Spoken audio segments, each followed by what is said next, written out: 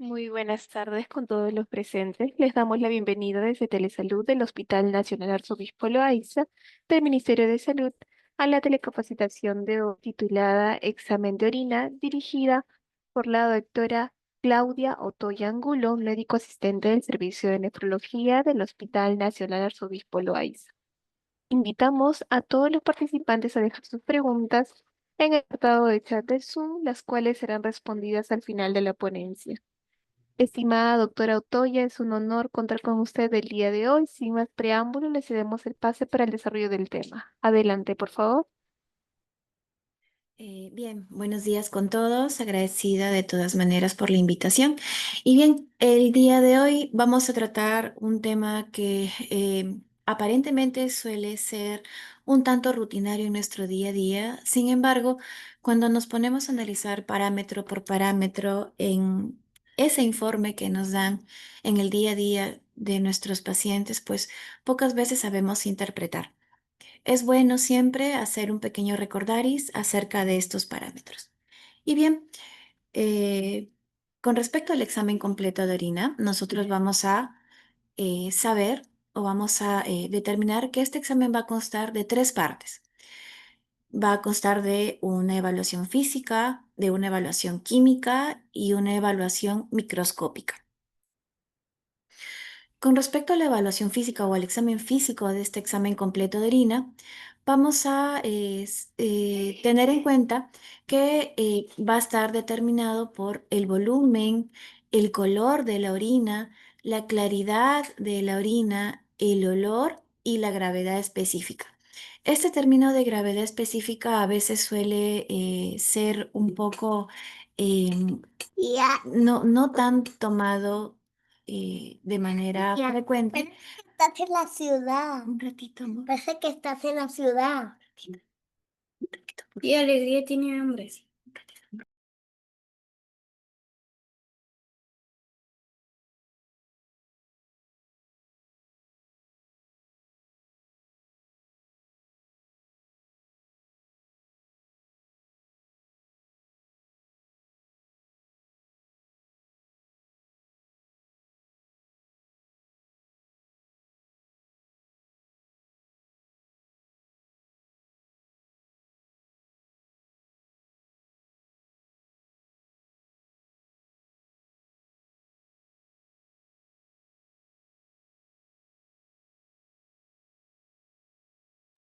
Ya. Disculpen por la interrupción. Bien, entonces, como lo estaba comentando, el examen de orina va a constar básicamente de las características en torno a su volumen, al color, a la claridad, el olor y a la gravedad específica que nosotros pues vamos a mencionar en un momento con más a detalle.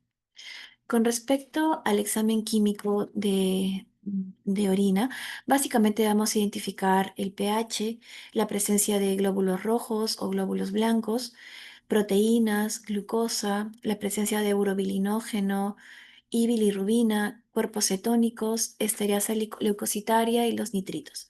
Y con respecto al examen microscópico, este va a abarcar la detección de cilindros, células, cristales y microorganismos. Diversos factores van a interferir en la lectura de este examen de orina. ¿De acuerdo? Lo más frecuente es que nosotros le digamos a nuestros pacientes, bueno, sí, tiene que ser la recolección de orina, esta recolección tiene que ser la primera del día, descartando el primer chorro y recolectando el chorro siguiente. Sin embargo, muchas veces nos olvidamos de decirle con respecto al tiempo. Muchos pacientes, por el tema de las distancias, almacenan su orina y dejan de que esta orina permanezca mucho tiempo en su domicilio antes de que lo puedan traer al hospital o a una institución laboratorial. Entonces, no solamente el tiempo va a afectar a los resultados de este examen de orina, sino también la luz, la temperatura, ya que si la muestra se va a exponer a un tiempo considerable, la bilirrubina y el urobilinógeno pueden descomponerse. Además, también puede verse influenciado con respecto al crecimiento bacteriano. La contaminación de la muestra puede producir diversos resultados inexactos. El pH alcalino. Esto nos va a dar falsos positivos con respecto a la presencia de proteínas. Con respecto a los agentes de contraste, va a alterar la gravedad específica o la osmolalidad urinaria. El ejercicio, claro que sí. Es importante recomendarle a nuestros pacientes de que antes de que puedan dejar la muestra de orina, ellos deben tener un reposo de 24 o 48 horas antes de dejar la muestra, puesto que el ejercicio puede alterar la gravedad específica o densidad y la concentración de electrolitos. Con respecto a informes de la evaluación física,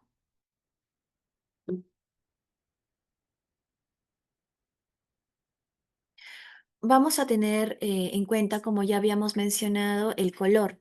El color normal de la orina suele ser amarillo y la intensidad de este color amarillo va a depender de los grados de hidratación. Vamos a tener muchos pacientes que van a acudir a consulta refiriendo que la orina se ha tornado más oscura y con un olor un poco más intenso. Sin embargo, no necesariamente esto es característica de una infección urinaria. También puede ser característica de una simple deshidratación. Entonces, no todo lo que es oscuro y huele fuerte es una infección. Puede ser simplemente deshidratación.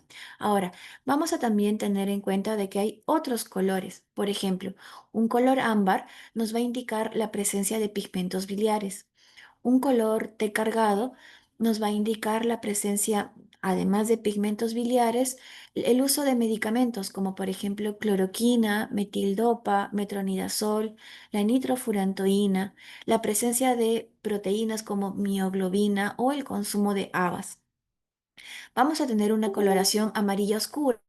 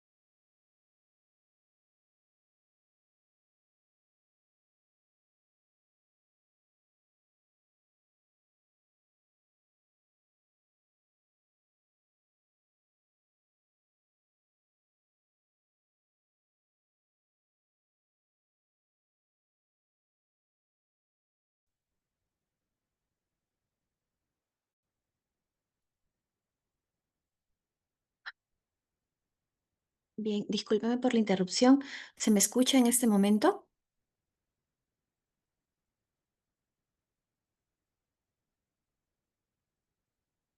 ¿Se me escucha?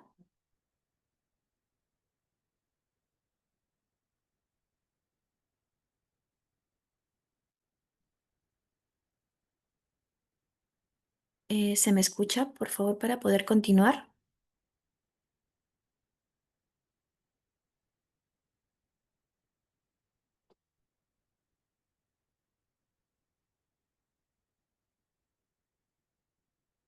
Em,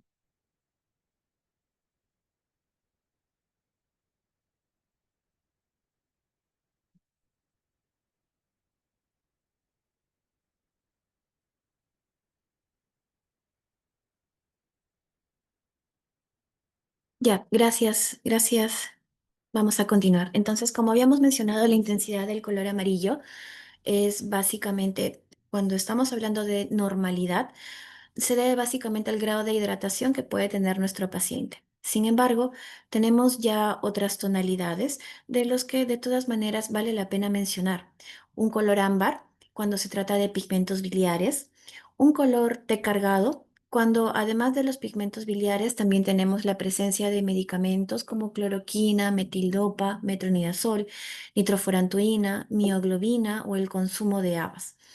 Tenemos un color amarillo oscuro, como ya lo habíamos mencionado, dependiendo el grado de deshidratación o la realización de ejercicio de los pacientes.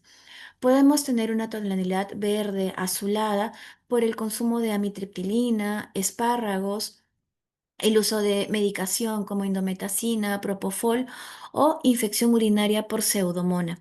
Aquí, cuando hablamos de infección urinaria por pseudomona, van a ver en algunos pacientes que la tonalidad de la orina se torna un tanto morada incluso, no necesariamente verde, azulada, morada.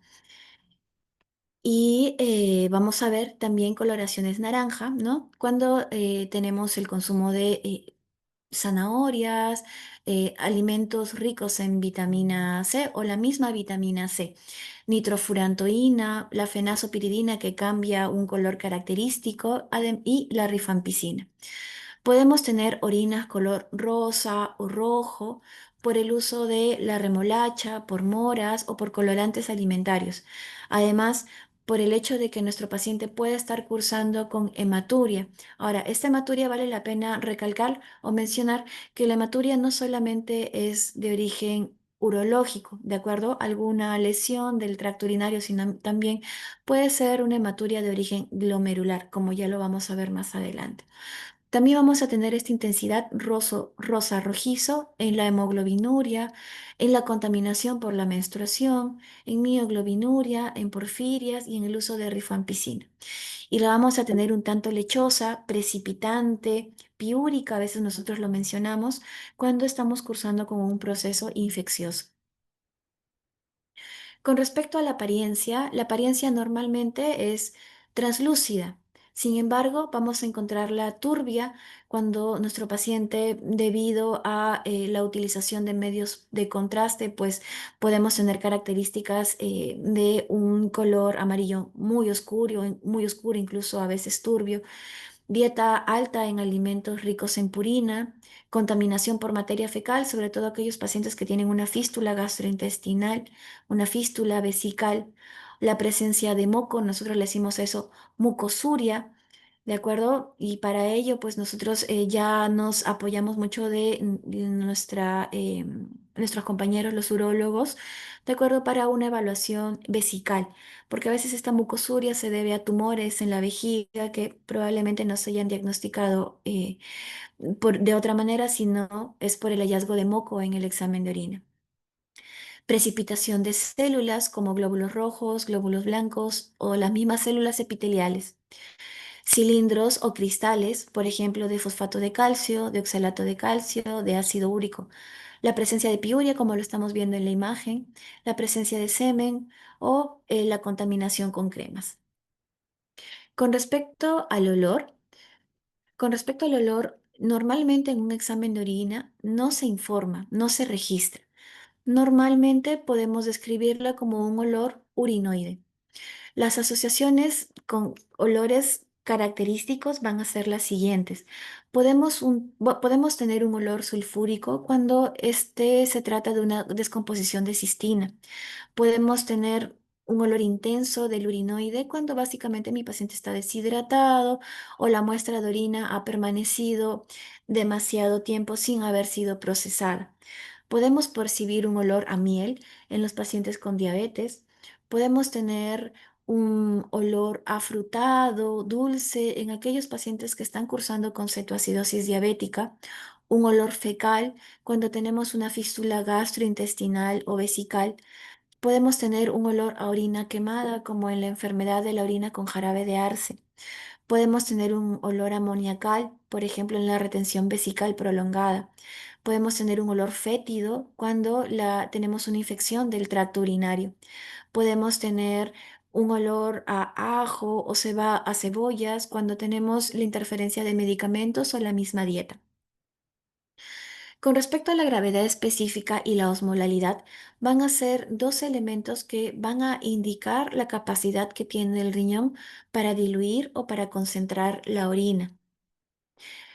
La gravedad específica urinaria básicamente se va a definir como la relación que va a tener la densidad urinaria y la densidad de un volumen igual, pero de agua destilada pura, que normalmente tiene una densidad de 1,000.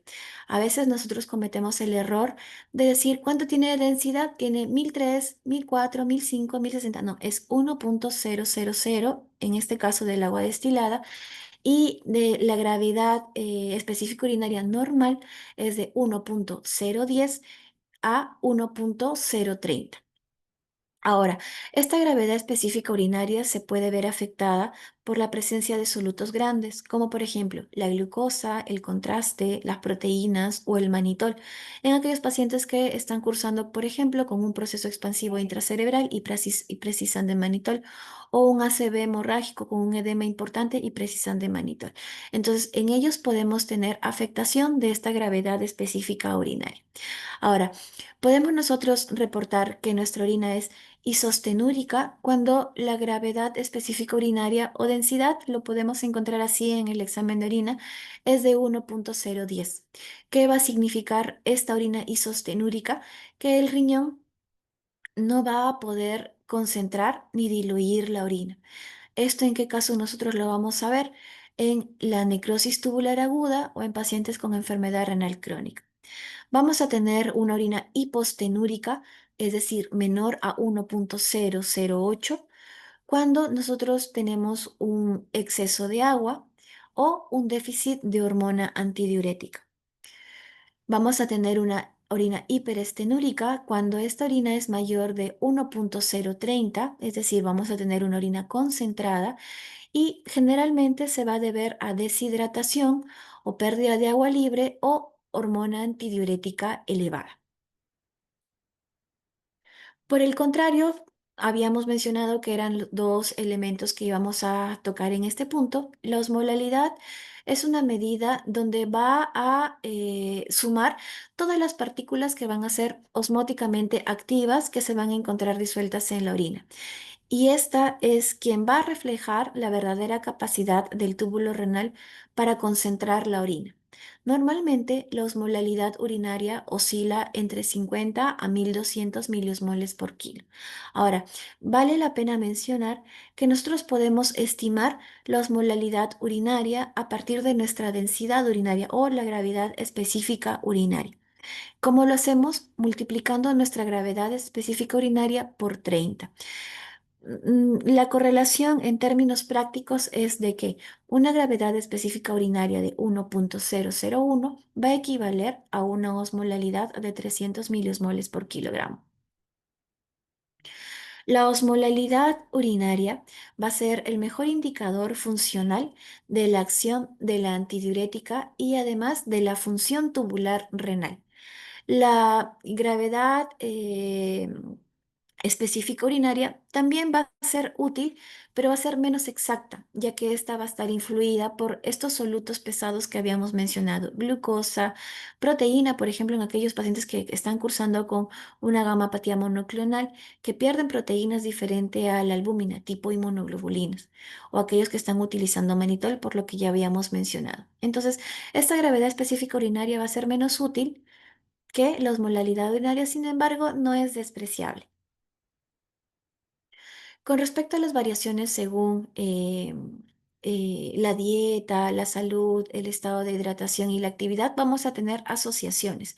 Ya habíamos mencionado en qué situaciones vamos a tener valores altos para ambos: medio de contraste, deshidratación, disminución del flujo sanguíneo renal en aquellos pacientes que están con shock, insuficiencia cardíaca o que ya tienen hepatopatía crónica Child-C, diarreas, vómitos, sudoración excesiva, glucosuria, insuficiencia hepática, síndrome de secreción inadecuada de hormona antidiurética también. Vamos a tener valores bajos en aquellas situaciones donde definitivamente nuestro riñón va a tener alteración, sobre todo a nivel tubular. Me refiero yo a la necrosis tubular aguda, por ejemplo. Además también del uso de diuréticos, la diabetes insípida, ingesta excesiva de líquidos o nefritis intersticial, pielonefritis. Con respecto al volumen urinario, nosotros vamos a tener que el volumen urinario normal es de 0,5 a 1,5 cc por kilo hora, o en términos prácticos de 600 a 2 litros en un día en un adulto. Vamos a tener que tener definiciones claras. En este caso, anuria, vamos a definirla cuando nuestro paciente orina menos de 100 a 200 cc al día. ¿Por qué este volumen? Porque es el volumen que puede albergar nuestro sistema urinario. Oliguria cuando es menos de 500 cc por día. Y esto básicamente va a ser por la deshidratación, por vómitos, por diarreas, hemorragia o sudoración excesiva. Vamos a tener poliuria en aquellos pacientes que tienen más de 3 litros al día, en aquellos que tienen un consumo excesivo de alcohol o de cafeína, diabetes, diabetes insípida, diuréticos o un aumento de la ingesta de agua. Con respecto a la espuma, en los exámenes de orina no vamos a tener un registro de la espuma de manera rutinaria. No, normalmente no lo colocan, no se informa de manera rutinaria. Lo normal es de que sí, nosotros podemos orinar con espuma, y eso va a depender de la altura con la que nosotros podamos miccionar. Por ejemplo, los varones miccionan, ¿de acuerdo? Hacen espuma en los inodoros, pero esta espuma se disipa fácilmente. Lo anormal es de que esta orina no se disipe con facilidad. Entonces, eso sí es un signo de alarma. ¿Y con qué cosa podemos asociarlo? Con efectivamente con la proteinuria, ¿sí? Con la proteinuria, en el caso de los varones, con eyaculación retrógrada o con el uso de los medicamentos, con la fenazopiridina. También podemos asociarlo a a la presencia de infecciones urinarias.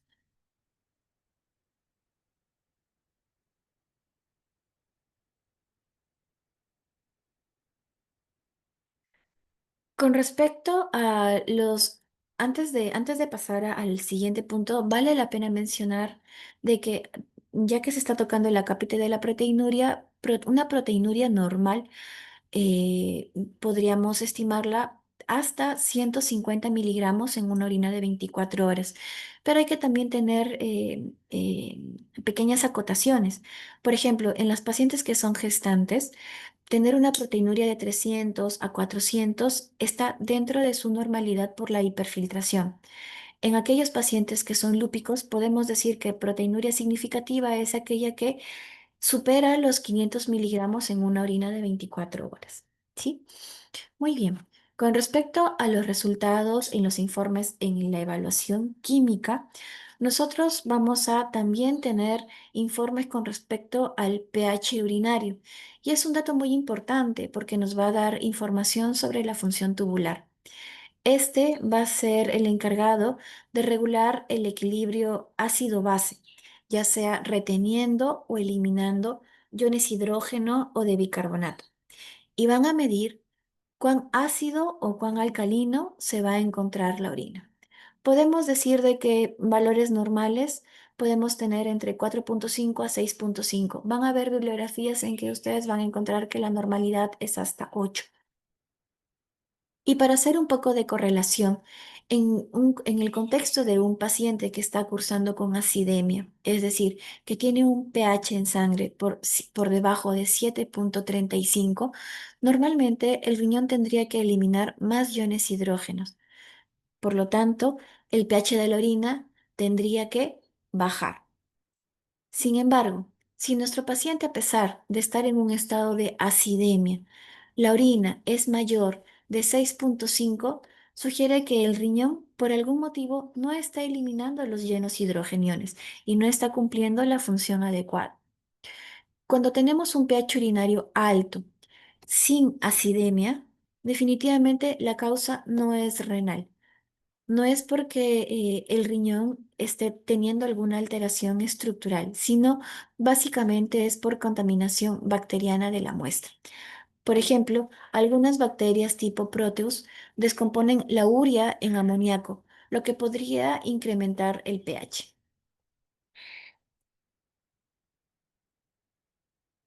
Valores bajos del pH urinario se puede deber a la ingesta de jugos de arándanos, deshidratación, diabetes, cetoacidosis diabética, diarrea, enfisema, dieta alta en proteínas, em, ayuno prolongado, depresión de potasio y medicamentos, además de una predisposición a la formación de cálculos renales o vesicales.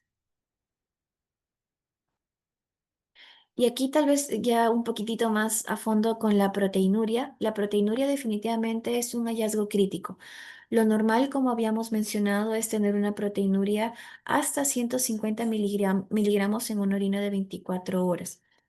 Ahora, la mayor parte de la fracción de proteínas que pueden llegarse a filtrar van a ser reabsorbidas y metabolizadas a nivel del túbulo proximal. No es normal que nosotros perdamos una gran cantidad o un valor significativo o tengamos un valor significativo de proteína, más de 150 miligramos. No es normal. ¿Por qué? Porque puede deberse a que hay una alteración a nivel de la barrera de filtrado glomerular, compuesta por la membrana basal glomerular, por el endotelio y por los podocitos. Alguna parte de esta estructura está dañada, lo que estaría generando la pérdida de las proteínas. Por lo tanto, las proteínas pueden estar presentes en la orina, sí, pero pueden estar presentes en trazas, de las cuales un tercio del total de estas proteínas es albúmina, el otro tercio es la proteína secretada por las células tubulares llamada glucoproteína de Tamm-Horsfall, y el resto va a estar compuesto de proteínas plasmáticas, por ejemplo, las globulinas. Ahora, nuestro examen de orina va a censar básicamente albúmina. Nosotros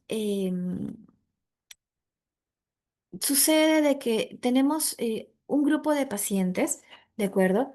Que nos llega al hospital con una historia de edemas, ¿de acuerdo? Y cuando nosotros hacemos la evaluación laboratorial, nos damos cuenta, bueno, ya descartando la parte cardíaca, descartando la parte hepática, nos damos cuenta de que la albúmina en sangre, pues sí, está ligeramente baja, entre 3, 3,3. Nos damos cuenta también de que en el examen completo de orina, el que nos registran de manera rutinaria, no censa proteínas. Sin embargo, nosotros nos preguntamos, al haber sido descartada la parte cardíaca, la parte hepática y tener edemas en nuestro paciente, ¿por dónde estaría perdiendo proteínas? ¿De acuerdo? Entonces, nosotros al hacer de todas maneras el estudio de rutina por parte de nefrología, pedimos una proteinuria en 24 horas. Y muchas veces esta proteinuria en 24 horas nos arroja resultados de 8 gramos, 5 gramos, teniendo un examen completo de orina con apenas una cruz. Cuando nosotros hacemos el proteinograma electroforético de esta proteinuria, de esta muestra recolectada en 24 horas, nos damos cuenta que las proteínas que nuestro paciente está perdiendo no son proteínas en base a albúmina, sino justamente son estas proteínas plasmáticas como las globulinas, que son las que se están perdiendo. Que inicialmente los pacientes con gamma monoclonales pues presentan daño a nivel tubular, a nivel intersticial. Ya cuando esto se cronifica, empieza a tener alteración a nivel del glomérulo, alterando la barrera de filtración glomerular. Sí, entonces, nuevamente, nuestro examen completo de orina nos va a censar albúmina, no nos va a censar globulinas. Nos damos con la sorpresa muchas veces de que a pesar de tener nada o una cruz de proteínas en el examen completo de orina, cuando hacemos esta proteinuria en 24 horas nos damos con el hallazgo de que nuestro paciente puede estar perdiendo 5 gramos de proteínas o a más. Con respecto a la evaluación cualitativa de las cantidades mínimas de la proteinuria, esto nos va a servir como un marcador de lesión glomerular y además también como un riesgo de progresión de la enfermedad renal crónica. Como nosotros vemos en el cuadro de abajo, nosotros podemos estadificar o estadiar los grados de la enfermedad renal crónica en 5 grados: grado 1, grado 2, 3A, 3B, 4 y 5. Y estos van a tener una correlación directa con la albuminuria, pudiendo tener una enfermedad renal crónica grado 2 a 2, caracterizado por una albuminuria de 30 a 300 miligramos por gramo. Ahora, ¿por qué resulta esta fracción? Porque aquí se expresa la albuminuria por gramo de creatinina. Ahora, esto, como ya les había mencionado, nos va a reflejar el riesgo de progresión renal, teniendo mucho más riesgo aquellos pacientes que tienen la coloración roja en nuestro cuadro. Lo normal es tener una proteinuria menor o igual de 150 miligramos, lo que equivaldría a decir típicamente a una albuminuria menor de 30 miligramos por día. Las asociaciones con respecto a una alteración podría indicar una enfermedad renal temprana por lesión glomerular o riesgo de progresión de la misma enfermedad renal crónica. ¿Cómo podemos asociarlo también? Podemos asociarlo a pacientes con gammapatías monoclonales, como lo había mencionado, por ejemplo, en el mieloma múltiple, pielonefritis o en las afecciones fisiológicas. Por ejemplo, ejercicio extenuante, la misma fiebre, hipotermia, la proteinuria ortostática, que básicamente es la proteinuria que resulta al tener un paciente muchas horas en bipedestación y en deshidratación, lo que finalmente va a generar que podamos tener una proteinuria, pero esta va a ser una proteinuria transitoria, ¿de acuerdo? Ahora, sí vale la pena mencionar que nosotros podemos tener proteinurias transitorias y proteinurias persistentes. Las proteinurias transitorias básicamente va a ser la proteinuria ortostática o por deshidratación o por ejercicio. Y las persistentes me voy a referir a aquellos donde ya hay un daño glomerular, como por ejemplo en las glomerulopatías primarias o en las glomerulopatías secundarias. Glomerulopatía primaria, por ejemplo, esclerosis focal segmentaria, membranosa, cambios mínimos, y en las secundarias, por ejemplo, a enfermedad renal diabética, ¿sí? O amiloidosis secundaria. Ahora, ¿en qué casos vamos a tener un falso positivo con respecto a la proteína? Vamos a tenerlo en orina alcalina o aquella que se mezcla con desinfectantes que podemos tener en el inodoro, o cuando se mezcla con fenazopiridina. Vamos a tener un falso negativo cuando tenemos que la proteína primaria no es la albúmina, por ejemplo, en el caso de las gamapatías monoclonales, que son inmunoglobulinas. Vamos a tener también reportadas las células sanguíneas, ¿de acuerdo? Y normalmente en la tira reactiva se detecta la sangre por la actividad que se va a generar por la peroxidasa de los eritrocitos. Sin embargo, no solamente esta reacción no solamente se va a detectar en los eritrocitos, también la mioglobina y la hemoglobina también pueden catalizar esta reacción. Por lo tanto, un resultado positivo para células sanguíneas me pueden indicar hematuria, mioglobinuria o hemoglobinuria. Lo normal es de que nosotros tengamos un número fijo de glóbulos rojos, en este caso van a ser 5. Lo normal es de que tengamos menos, que nuestro resultado sea menor o igual a 5 glóbulos rojos por mililitro. Las asociaciones, como les habíamos mencionado, es hematuria. Ahora, la hematuria puede ser una hematuria de origen glomerular y de origen no glomerular. No glomerular o urológica se va a deber básicamente por la lesión del tracto urinario. Puede ser debido a la presencia de tumores, de quistes, de cálculos o también la realización de ejercicio extenuante. Y la hematuria glomerular se va a deber, como ya lo habíamos mencionado, por esa alteración de la barrera glomerular. ¿Y cómo es que yo puedo diferenciar una de otra? Solicitándole a mi paciente una morfología eritrocitaria en orina. Un resultado patológico o un resultado que me va a indicar hematuria glomerular es cuando nosotros encontramos eritrocitos dismórficos más del 80%. Ahora, con respecto a la hemoglobinuria, lo vamos a tener en pacientes que tienen anemia hemolítica, traumatismos, la misma lisis de los glóbulos rojos, ejercicio extenuante, reacciones a transfusiones, quemaduras, infecciones. La mioglobinuria también lo podemos tener en lo que son los traumatismos musculares, por ejemplo, en aquellos pacientes con rhabdomiolisis. Hoy por hoy, que está muy de moda el deporte, sobre todo las carreras, las maratones, muchos de estos pacientes nosotros los vemos con rhabdomiolisis posterior al evento porque no recibieron una adecuada hidratación posterior al ejercicio. El color característico de aquellos pacientes que cursan con rhabdomiolisis es una orina color Coca-Cola, color marrón, algunos color rojizo. Pero finalmente, cuando a nosotros lo corroboramos al solicitarle un control de urea, creatinina, CPK total, vemos que el CPK total está muy alto, por encima de los valores referenciales de los laboratorios, indistintamente cuál fuere. Podemos tener falsos positivos, sí, con la deshidratación por el ejercicio, la hemoglobinuria por contaminación menstrual y un falso negativo por una gravedad específica elevada o densidad elevada, una orina ácida y la presencia o la administración de vitamina C. Entonces, esta es una imagen donde nos muestran los eritrocitos dismórficos. Decimos de que podemos tener una hematuria de origen glomerular cuando estos eritrocitos dismórficos superan el 80% de la muestra. Podemos tener glucosa. No es normal que nosotros tengamos glucosa, sin embargo, podemos tener glucosuria cuando la carga de glucosa supera la capacidad de las células tubulares, sobre todo a nivel del túbulo proximal, para que se pueda reabsorber. Esta glucosuria se da cuando la concentración sérica de glucosa está por encima de 180 miligramos por decilitro. ¿Y en quienes nosotros podemos ver glucosuria? En aquellos pacientes que tienen diabetes mellitus, síndrome de Cushing, síndrome de Fanconi, infusión de glucosa, incluso en el embarazo cuando presentan diabetes gestacional.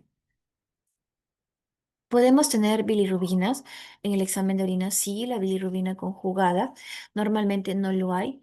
¿En qué caso nosotros vamos a verlo? En aquellos pacientes que tienen disfunción hepática, en aquellos pacientes que tienen alguna alteración de la vía biliar. Podemos tener falsos positivos, sí, como por ejemplo la medicación con fenazopiridina. Podemos tener urobilinógeno también en un examen de orina patológico. ¿De acuerdo? Finalmente, el urobilinógeno es el producto de degradación del metabolismo de la bilirrubina de las bacterias en el intestino. Más de 1 miligramo por decilitro nosotros lo consideramos anormal. ¿En qué caso nosotros vamos a considerar una elevación? En casos, por ejemplo, de hemólisis, de enfermedad hepática claramente, o en enfermedad de células falciformes o talasemia. Y vamos a encontrarlo disminuido, un poco raro, pero se puede dar con el uso de antibióticos o por una obstrucción del conducto biliar. Con respecto a los cuerpos cetónicos básicamente son productos del metabolismo de la grasa corporal por la acción de las diferentes enzimas. Tenemos la beta-hidroxibutirato, la acetona, por ejemplo. Normalmente nosotros no tenemos cuerpos cetónicos. ¿En qué caso vamos a ver cuerpos cetónicos en la orina? Vamos a encontrarlo en cetocidosis diabética, es parte del diagnóstico. Vamos a encontrarlo en dietas libres de carbohidratos, en ayuno prolongado o en fiebre. Vamos a tener falsos positivos en una orina ácida, en aquellos pacientes que tienen una densidad urinaria elevada, en aquellos pacientes que se ha administrado el MESNA para evitar básicamente la cistitis hemorrágica, en aquellos pacientes que precisan de pulsos de ciclofosfamida. Vamos a tener falsos negativos en muestras de orinas que han sido almacenadas y no procesadas rápidamente. Ahora, las tiras reactivas no detectan el ácido beta hidroxibutírico, solo el aceto acético y la acetona. Con respecto a los nitritos van a ser productos de la reducción de los nitratos urinarios. Normalmente nosotros no tenemos nitritos en el examen de orina. Podemos tener nitritos en el examen de orina cuando tenemos infecciones urinarias por bacterias que son nitrato reductasa positiva. Por ejemplo, Escherichia coli, Proteus, Enterobacter, Klebsiella, Streptococcus fecalis, Staphylococcus aureus. Podemos tener un falso positivo por contaminación, por exposición de la tira reactiva al aire, por materiales pigmentados o por la fenazopiridina. Podemos tener un falso negativo cuando tenemos una gravedad específica elevada o niveles elevados del urobilinógeno o una orina con menos de 4 horas del reposo vesical. Hay que recordar que un resultado negativo no va a descartar una infección urinaria. Con respecto a la esterasa leucocitaria, esta enzima está presente en los leucocitos. Normalmente nosotros no tenemos esterasa leucocitaria positiva en el examen de orina. Sin embargo, podemos tenerlo cuando tenemos inflamación del tracto urinario por una infección o en aquellos pacientes que tienen una piuria estéril, clásicamente pacientes con tuberculosis de la vía urogenital. También pacientes con tumores de vejiga, nefrolitiasis, ejercicios, glomerulonefritis, corticoides o ciclofosfamida. Ahora, asociar nitritos y esterasa leucocitaria podría incrementar la probabilidad de que nosotros podamos diagnosticar infección del tracto urinario. Si tenemos nitritos negativos y esterasa leucocitaria negativo, la probabilidad de tener infección urinaria es prácticamente nula. Si tenemos ambos positivos, la probabilidad de que tengamos infección urinaria es muy alta. Si tenemos eh, uno positivo y el otro negativo, es probable, pero es mucho más probable si tenemos nitritos positivos. Con respecto a los resultados microscópicos, aquí vamos a tener el informe de los cilindros. Los cilindros básicamente es una estructura microscópica que va a tener forma de tubo y se va a formar a nivel del túbulo distal y el colector. ¿Y por qué se va a formar? Cuando se va a formar por la unión de esta proteína de Tamm-Horsfall al contenido que se encuentra a nivel tubular. Puede ser un contenido de células, puede ser un contenido de cristales y finalmente lo que va a generar es esa estructura tubular, la que adopta básicamente por el túbulo distal y colector. ¿Cómo se van a formar? Se van a formar por condiciones específicas, básicamente por condiciones de bajo flujo urinario o un pH ácido o una alta concentración de solutos. Y puede atrapar eritrocitos, leucocitos o grasa. Entonces, esto un poco para despertarnos, ¿no? Tenemos diferentes cilindros y cada cilindro nos va a indicar algo. Podemos tener asociaciones. Ahora, podemos tener los cilindros hemáticos o cilindros de glóbulos rojos en aquellos pacientes que están cursando con glomerulonefritis. Una de las maneras también de evaluar la implicancia del lupus en nuestro riñón es la presencia de básicamente estos cilindros hemáticos, y no solamente de los cilindros hemáticos, sino también de los cilindros leucocitarios, como vamos a mencionar más adelante. Ahora, estos cilindros hemáticos no solamente lo vamos a ver en pacientes que están cursando con glomerulonefritis lúpica, podemos también verlo en pacientes con vasculitis o con una enfermedad renal intrínseca, por ejemplo, en aquellos pacientes que tienen una nefritis tubulointersticial o una necrosis tubular aguda. También en aquellos que que realizan ejercicio extenuante sin tener la hidratación adecuada. Vamos a tener los cilindros de glóbulos, de los cilindros leucocitarios en aquellos pacientes que están cursando con una infección, por ejemplo, pielonefritis, nefritis intersticial. Vamos a tener cilindros de células epiteliales en aquellos pacientes que están cursando con necrosis tubular aguda, nefritis intersticial, glomerulonefritis, eclampsia. Podemos tenerlo también en aquellos pacientes con síndrome nefrítico, en aquellos pacientes que están presentando rechazo al trasplante o aquellos que tienen ingestión de metales pesados. Podemos tener cilindros granulares en aquellos pacientes típicamente o clásicamente que tienen una enfermedad renal avanzada o también infecciones, ¿no?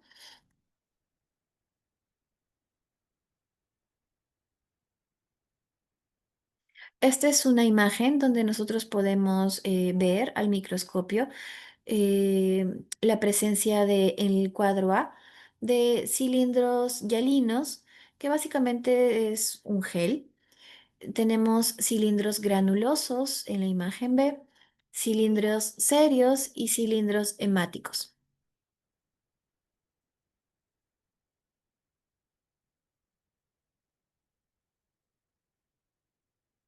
Los cilindros serios también los podemos ver asociado a la insuficiencia renal. Los cilindros hialinos, como les había comentado, es un hallazgo normal en la orina, básicamente cuando la orina está concentrada o mi paciente está cursando con fiebre o ha realizado ejercicio extenuante. Los cilindros grasos podemos verlos en aquellos pacientes que están cursando con un síndrome nefrótico o enfermedad renal, hipotiroidismo o necrosis tubular.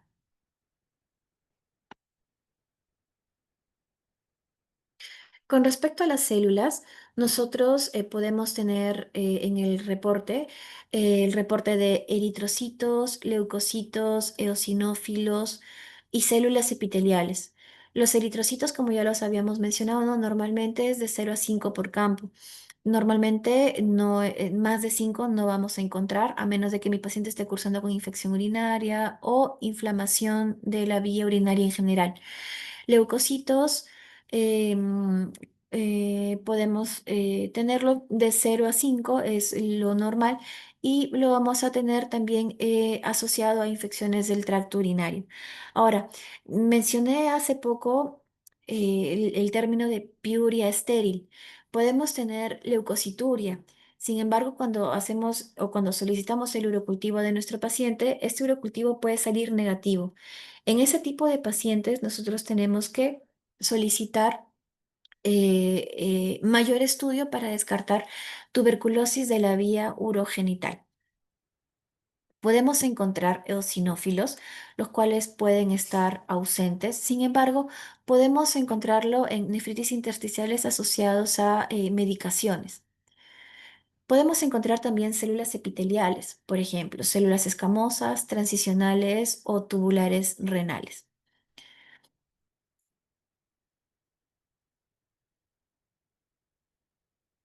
Lo normal es tener eh, un número menor de 20 células epiteliales escamosas.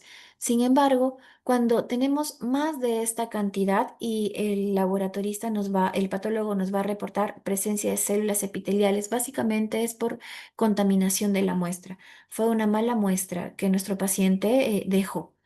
Podemos tener estas células epiteliales, pueden ser transicionales.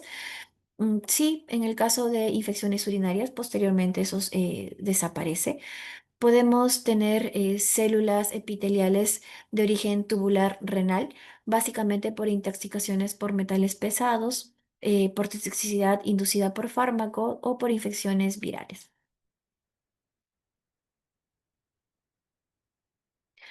Normalmente nosotros no tenemos bacterias en el examen de orina. Podemos tener asociaciones sí en las infecciones urinarias o en aquellas muestras que están contaminadas.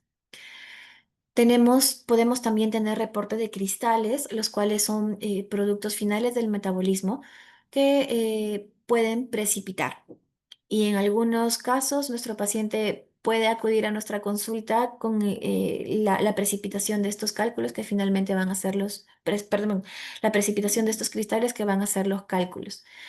La presencia de cristales no necesariamente vamos a asociarlo con alguna patología. Vamos incluso a encontrarlos en muestras que son o que se encuentran en reposo por muchas horas. Los cristales de colesterol se observan por ejemplo, en enfermedad renal poliquística, en síndrome nefrótico y enfermedad hepática grave. Ahora, estos cristales van a tener formas características, ¿no? Y colores también que se van a poder evidenciar. Los cristales de ácido úrico van a ser cristales de color amarillo a marrón anaranjado, con forma de diamante o forma de barril. Normalmente son ausentes, pero podemos encontrarlo en aquellos pacientes que tienen orina ácida o aquellos pacientes que tienen hiperuricosuria o nefropatía por ácido úrico. Vamos a tener cristales de oxalato de calcio, que es el cristal más comúnmente encontrado. Va a tener forma de sobre, cuadrada. Normalmente no lo vamos a encontrar, pero si es que lo encontramos, puede estar asociado a intoxicación por etilenglicol, orina ácida, hiperoxaluria, entre otros. Vamos a encontrar cristales de fosfato de calcio y de magnesio que normalmente pues ya sabemos que son ausentes, pero podemos encontrarlo en orina alcalina o cuando el volumen urinario entregado es disminuido en una dieta rica en calcio, en pacientes con inmovilización prolongada o glándulas paratiroides hiperactiva, metástasis ósea. Con respecto a los cristales de estrubita, son cristales en forma de tapa de ataúd. Sí, lo encontramos cuando tenemos infección urinaria por bacterias productoras de ureasa, por ejemplo, el Proteus o la Klebsiella. Podemos tener cristales de cisteína, que son cristales incoloros con forma hexagonal. Normalmente son ausentes y lo vamos a encontrar en cistinuria.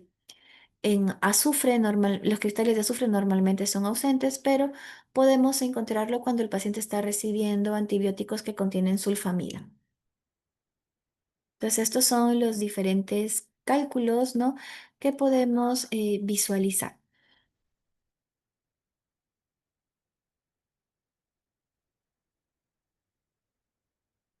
Es un pequeño resumen acá. Y bueno, finalmente, la importancia clínica del examen de orina, ya sabemos que este análisis es una prueba diagnóstica de utilización ancestral que se ha mantenido con el paso del tiempo y sigue siendo útil en los laboratorios clínicos y desempeñan un papel fundamental en el proceso de evaluación inicial de nuestro paciente.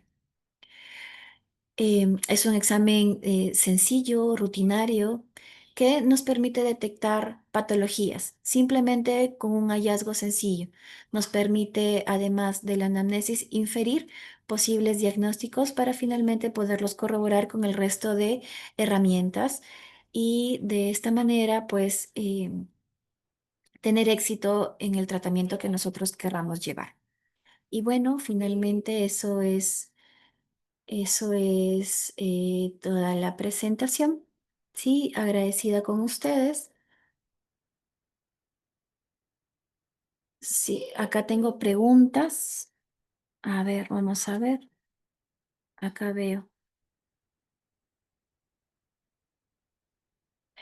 Acá me preguntan, ¿qué información adicional se necesita junto con el examen de orina para llegar a un diagnóstico concluyente? Por ejemplo, si nosotros tenemos un paciente que llega con historia de edema, que es lo que normalmente la interconsulta más frecuente que nos llega, Nosotros primero corroboramos la proteinuria con el examen de orina, en la cual nos informa pérdida de proteínas. En la parte cualitativa nos informan en cruces la pérdida de proteínas.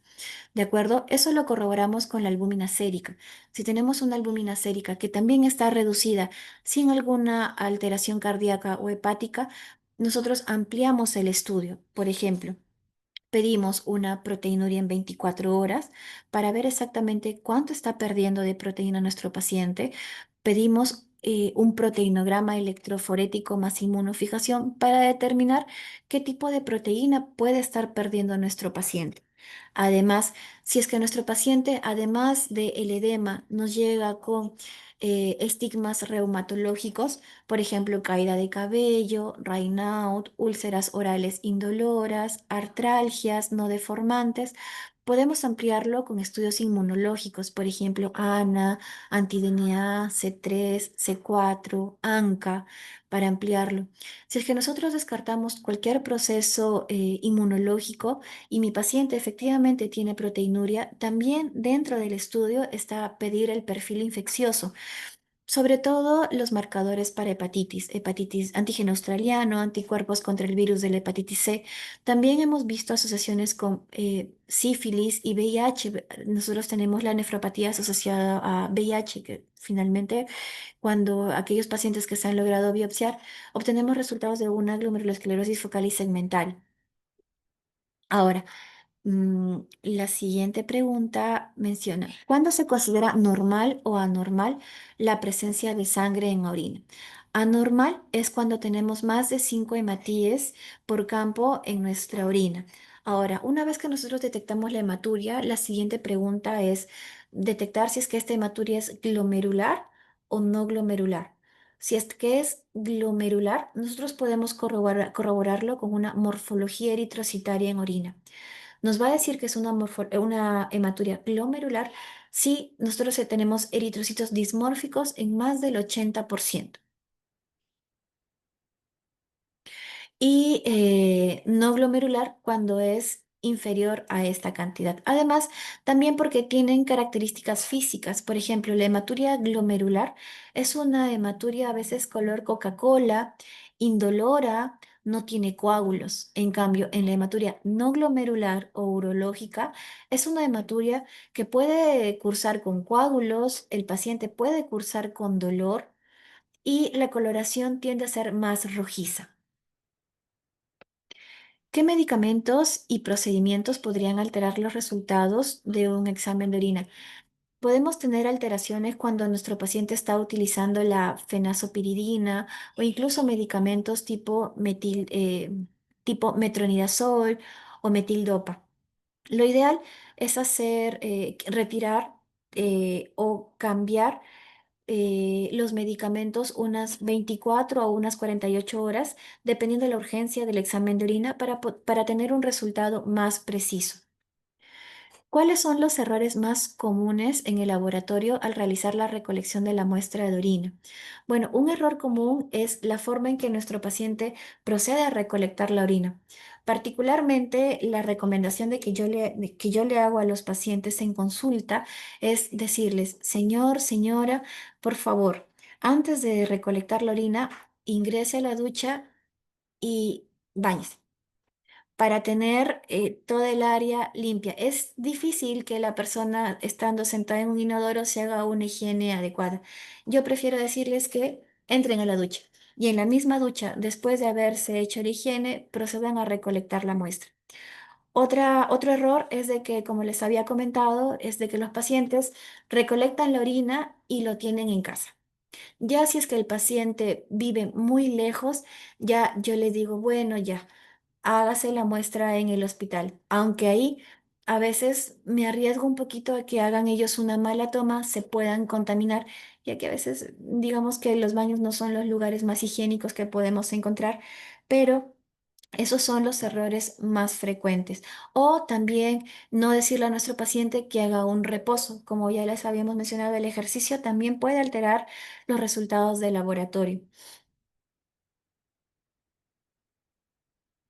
¿Y cuáles son las limitaciones del examen de orina para el diagnóstico? de enfermedades renales. Bueno, el examen de orina no tendría limitaciones, por el contrario, el examen de orina nos apertura un abanico de posibilidades. Por ejemplo, les comento de qué manera.